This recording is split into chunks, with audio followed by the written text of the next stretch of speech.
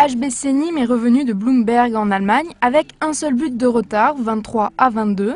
Éliminé à cause d'un malheureux but après prolongation mardi 7 avril à Mérignac, en quart de finale de la Coupe de France, 40-39, les handballeuses nîmoises ont subi 4 jours plus tard à Blumberg leur seconde défaite d'un but après une série de 11 matchs d'invincibilité.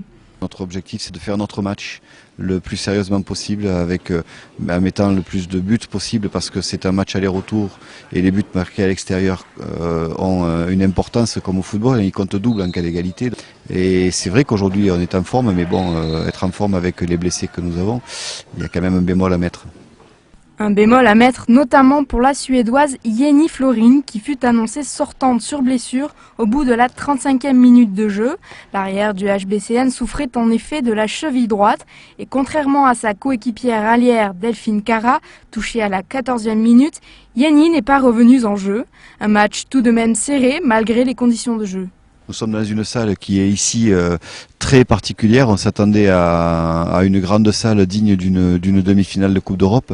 On est tombé dans une salle un peu traquenard avec une tribune qui est très près du terrain. On se croirait plus dans une salle de deuxième zone de France que dans une vraie salle digne d'une demi-finale de Coupe d'Europe dans un pays allemand. On a joué à Mérignac en Coupe de France et on est tombé dans une salle pratiquement identique avec un public hostile, avec un arbitrage hostile.